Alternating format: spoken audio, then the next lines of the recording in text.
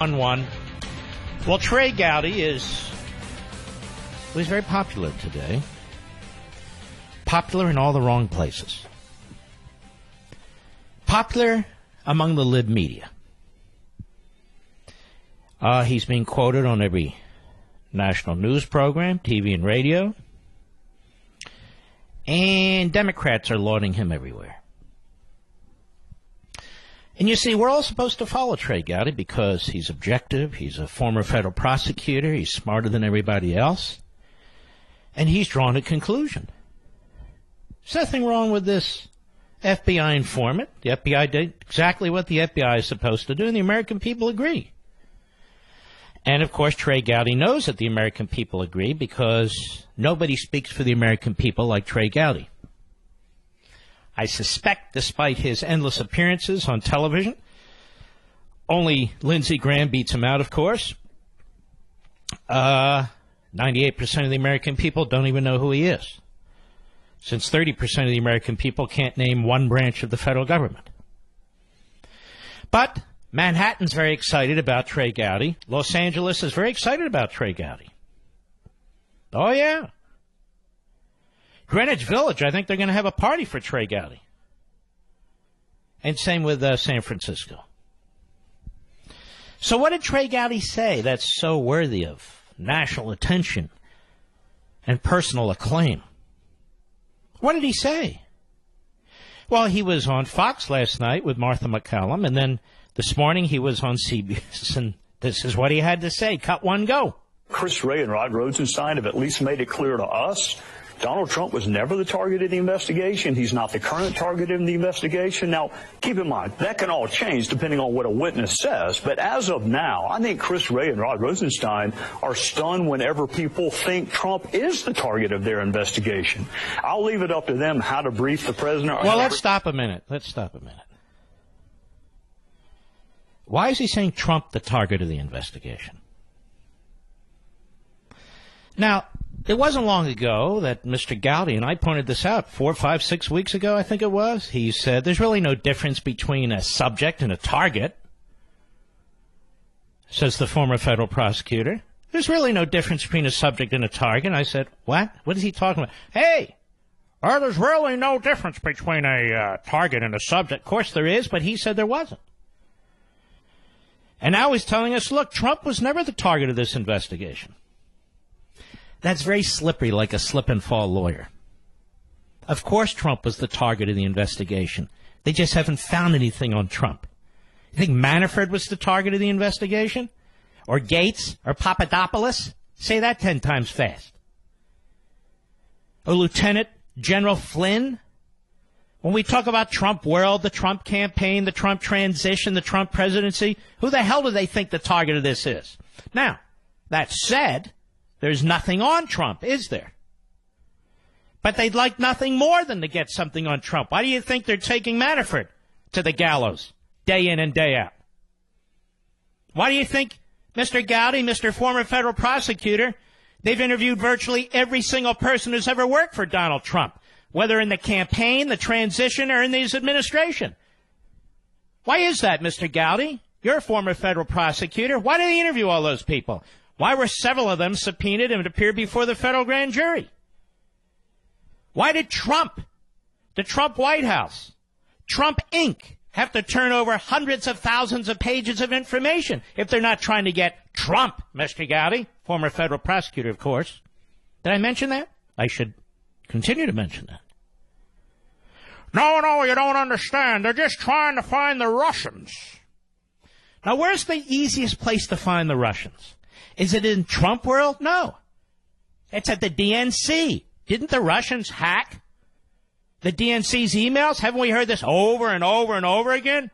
Yes, but we're just investigating the Russians, and the American people support what the FBI did. We're not talking about the FBI. We're talking about Comey, leaker, McCabe, leaker, also criminal referrals. That McCabe. Stroke, Gates, and the rest. The people who actually work at the FBI aren't even involved in this other than this little rogue cabal that the New York Times alerted us to, accidentally, of course.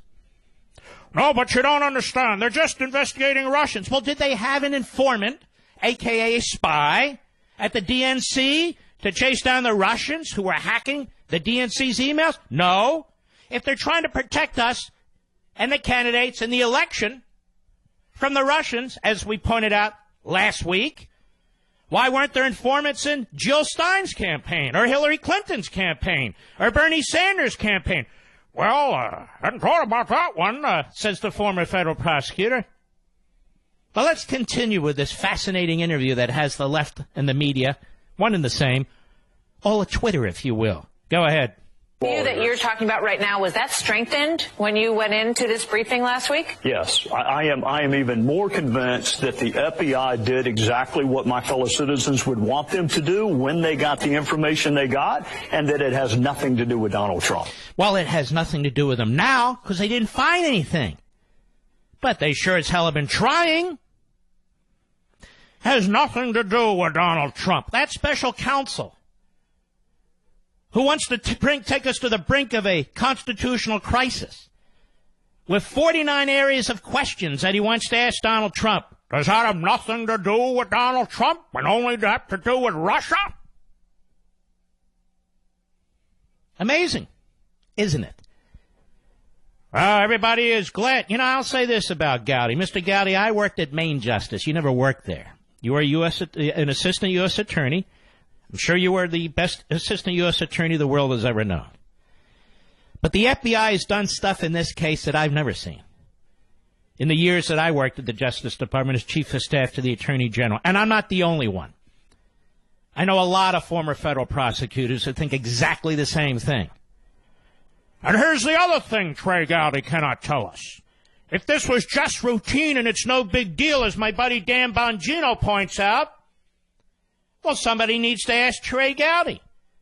Why did the FBI, Mr. Comey, conceal this information, conceal it from the congressional oversight ranking members and chairman for 8 months? And yet, it's leaked to the press. Is that what the American people want the FBI to do, Mr. Gowdy? I don't think so. But it doesn't matter. The left has what it wants. Another putative Republican retiring, so he's free to speak his mind, such as it is. But he wasn't done. So excited were the media that they found Trey Gowdy. That Trey Gowdy disagreed. There's not a spy here. No. And then we have people who run spy agencies in the past for Obama involved in they're not spies. They're human resource individuals. Or they're informants, as I explained yesterday. The semantics are irrelevant. But what's an informant? Take an example, the mob. Take an example, the mob. An informant's a guy who's been with the mob, been mobbed up for years and years and years, then he becomes an informant for the federal government. He informs on his former colleagues. A spy is somebody who is inserted into a situation and gathers information. This guy Halper, the Yale professor, he was not part of the Trump campaign. He was just asking questions. You know, it's like going up to the bar. I think the senior judicial analyst said on Fox, going up to the bar and talking to people. What's the big deal? He's reporting to the FBI. That's the big deal. All these phony civil libertarians. All these phony quasi-slip-and-fall lawyers. How easy it is for them to dismiss the tyranny of a government out of control. It's unbelievable when you put this stuff together. The unmasking that took place. The FISA application. The dossier with Hillary Clinton and the DNC funding it. The endless leaks. Oh, this is what the American people would want, don't you know? Then he's on CBS. CBS this morning. Hey, where's Charlie Rose? Well, that's a whole other story. Nora O'Donnell. Cut 2, go. Was there a spy? That is not a term I've ever used in the criminal justice system. Undercover, informant. Hey, genius. It is a counterintelligence investigation. It was not a criminal investigation. Hello, Trey, former federal prosecutor. That is a word that they use. However, on the counterintelligence side of the ledger, and it was a counterintelligence investigation. FISA is not part of a criminal investigation. It's part of a counterintelligence investigation. The informant, a word that you do use, spy, a word you don't use. Spy is often used in counterintelligence investigations. Go ahead. Informant, those are all words I'm familiar with. I've never heard the term spy used. So when the president says Spygate, that's not What does he mean he's never heard the term spy used? Is this a joke? Is this a joke? It's the proper nomenclature that people like me and others who have heard the term used apply to somebody who is used by the FBI or another federal department or agency to spy on other individuals and provide information to the government. Well, I've never heard that used in the criminal justice context. We're not talking about the criminal justice context. We're talking about this guy sits on the damn intelligence committee and I have to educate him? No wonder he's retiring. Yes, now I'm going to go on to bigger and better things, you know. Go ahead. Inserted into the campaign. Have you seen any evidence of that? I have not. That's an espionage term. That's not a law enforcement term. Because it's not a law enforcement investigation at the time. Oh, my Lord. And, of course, Nora O'Donnell there leading questions. And the former federal prosecutor is more than happy to be led. Go ahead. The FBI acted properly in this matter. Based on what I have seen, I don't know what the FBI could have done or should have done other than run out a lead that someone loosely connected with the campaign was making assertions about Russia. I would think you would want the FBI to find out whether or not there was any validity. So, Mr. Gowdy, you want the FBI to find out, really you're talking about Papadopoulos. Mr. Gowdy, that would have taken a 2-hour interview by the FBI. And you damn well know it. A 2-hour interview. It wouldn't require a FISA application and a warrant. Wouldn't require all that took place within Obama land.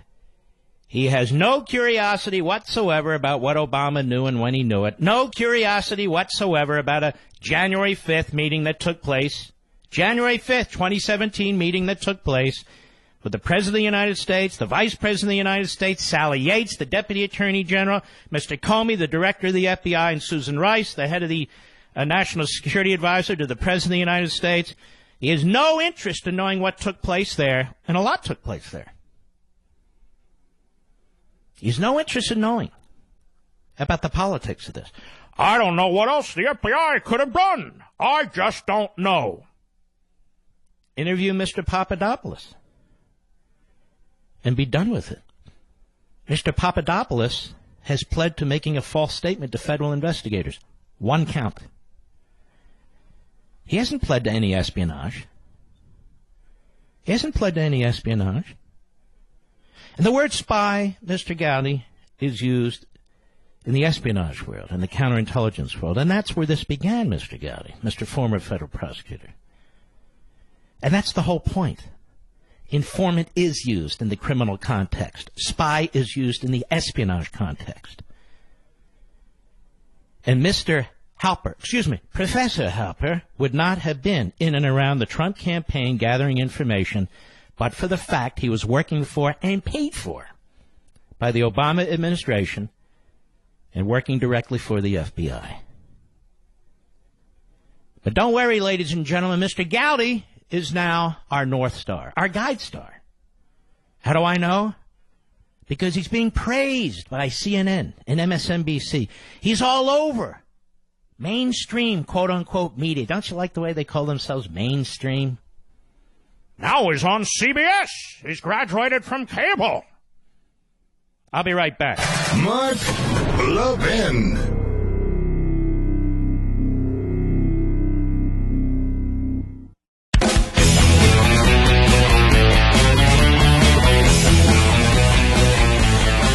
Well, Mr. Gowdy, maybe you can tell us. The Congress has been investigating Russia's interference in our election now for about a year and a half, give or take. So what exactly did the Obama administration do to confront it? Has anybody heard? I haven't heard a thing. Mr. Gowdy, what exactly did the FBI do under the great leadership of Comey and McCabe? What did they do when we found out that the Russians were interfering in our election? They started shaking down Trump people? Seem a little strange to anybody other than me? Tell me, what did Mr. Brennan over at the CIA do when the Russians were interfering with our election? Or how about the late, great James the Clapper? What was he doing? What did the President of the United States and the Vice President of the United States do? What did the National Security Advisor do? I mean, all this Russian interference was taking place during their administration. So why are we investigating anybody related to Trump, Mr. Gowdy? Well, the American people would expect the FBI not to look into the administration that was actually in charge at the time. You know that, don't you? No, I don't. No, I don't. And the fact that there was a spy, because Mr. Gowdy backs into the truth, he doesn't even realize it. Informant, criminal cases. Spy, counterintelligence cases. This was a counterintelligence case at the beginning. The fact that there was a counterintelligence spy, that's what the American people expect of the FBI. Well, why didn't we know about it? If the guy's not a spy, if he's just a human resource personnel type, then what's the secret? Why keep the secret from congressional leadership? Just more BS, ladies and gentlemen. And the fact that some Republicans participate in this shouldn't surprise you in the least, including Gowdy. I've been warning you about him for a year. Fake, phony, fraud. I'll be right